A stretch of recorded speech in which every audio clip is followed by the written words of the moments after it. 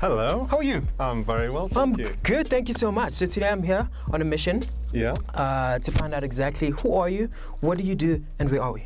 Okay. Well, my name is Axel, and I live in Komiki in Cape Town at the moment, and come from Iceland originally. Okay.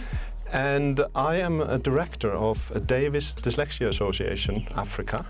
And what we do is that we work with kids and adults that have any kind of learning difficulties, like dyslexia, ADD, and autism. Yes. We also train teachers and professionals like psychologists and so on, in how, and even parents, in how to help kids and adults with these problems. I can't wait to find out more about that.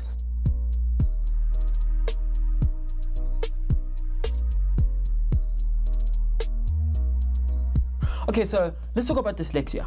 What is it? Dyslexia is a label for when you struggle with the written word, meaning reading, writing, spelling in general. Okay, so tell me, with these disorders and dyslexia, what are they caused by? Like, are you born with dyslexia, or is it something that grows when you grow as well? Okay, there is a genetic component, which means that you're born with the risk of becoming dyslexic, you could say that. Yes. But the dyslexia itself actually develops when you get into school and when your unique thinking style, which tends to be a visual thinking style, non-verbal, not thinking with words, thinking with pictures or images, when school doesn't accommodate your learning style and your thinking style, that's when dyslexia develops. Oh, okay. Okay, so tell me, can it be treated? Absolutely. So that's what you do? Yeah, that's what we do. If we talk about just the dyslexia, we spend generally about 5 days with a person. We deal with the central course, which is essentially teaching people how to focus their attention and maintain their attention. And once that's done, over 5 days, we tend to see a dramatic change. Okay. So with all these various disorders, I'm sure there's various treatments for them. Yeah, well, we use, first we teach someone how to focus their attention and notice when they lose their focus and refocus. Yes. And then that's the most important part. But then we need to address things that break their focus. And there's actually things on the page that break the focus for a person like that. And it's, first of all, it's letters, and we spend quite a bit of time on the alphabet to make sure that, the letters don't break your focus. The Davis Dyslexia Correction Programme starts by addressing the most fundamental aspects of reading and writing, the alphabet. We sometimes spend about 2 days working on the alphabet with amazing results. Then we look at words, and all of this happens with plasticine, with clay, like this. Wow, okay.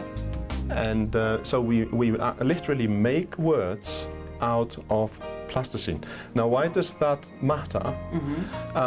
The reason, let me give you an example. Yes.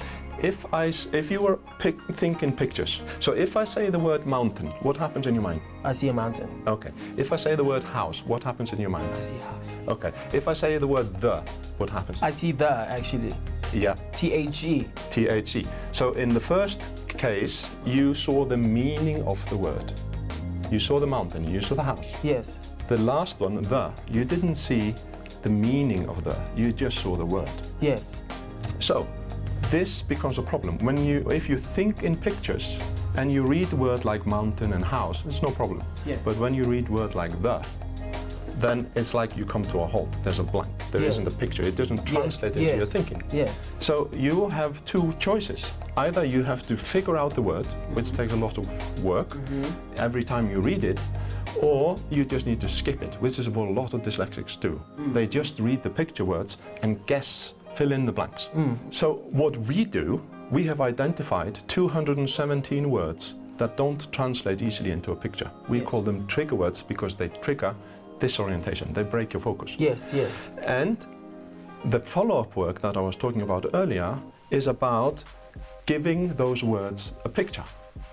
Words like the is quite hard, but I'll give you an easier one. Okay. On.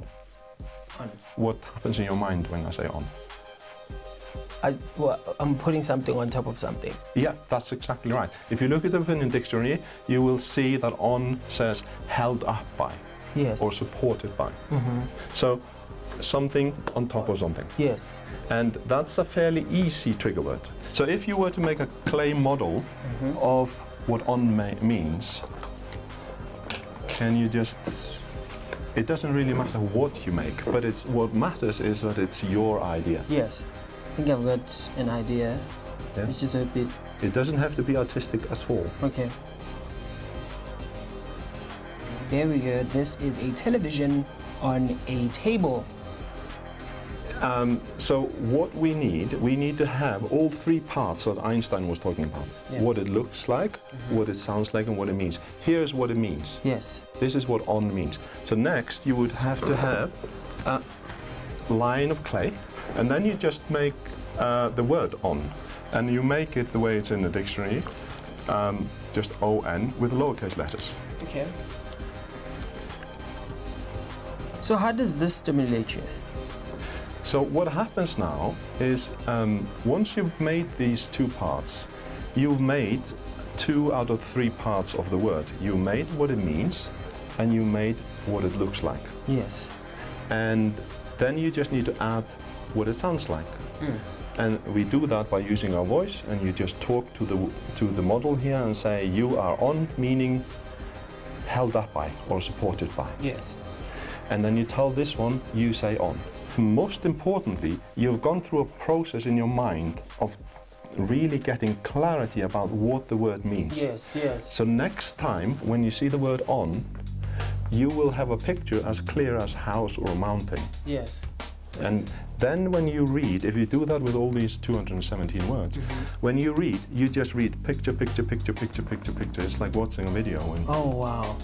So what we really do is that we allow your thinking, we translate the words, all the words on the page, into a picture thinking mind, and then reading becomes easy peasy. Sure. Wow. Let's bring us ukuthi dyslexia is such a complex disorder. Yes, I'm also indeed. Because we still have more that you guys are going to learn from this episode. So we're going to take a short ad break. Booyah. Don't move.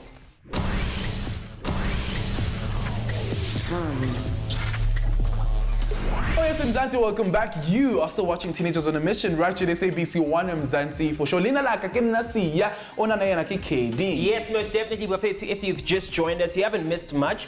On we're meeting up with the guest to Axel Gudmundsson, who's actually using the Ron Davis method to actually correct abantu abane dyslexia. Absolutely right. Let's go back and find out more.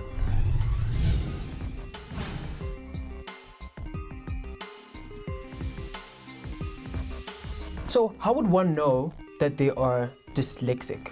Okay. Now, the thing that most people identify with dyslexia is confusing B's and D's and not being sure which way the S goes and so on. Yes. That is part of recognizing it, but we see dyslexia as a sign of potential giftedness, certainly a sign of an advantage, because the thinking style that the school doesn't tend to accommodate properly is an advantage. It's a more effective thinking style. We can process more information faster than the average person. Yes. Now, how do we recognize it? First thing is that almost all dyslexics are very creative. Not just artistically creative, but Richard Branson, for example, he's business creative. Steve Jobs, Elon Musk. So high intelligence, creativity, and thinking in pictures, or sometimes thinking in actions, like sports people. Yes. Almost all top sports people are ADD or dyslexic. Oh, wow. Thank you so much for tuning in. I hope you guys have learned a lot about dyslexia. It's not only a disability, but also can be seen as a superpower. This is what we call mission accomplished. CAWDY pronounced, Caddy.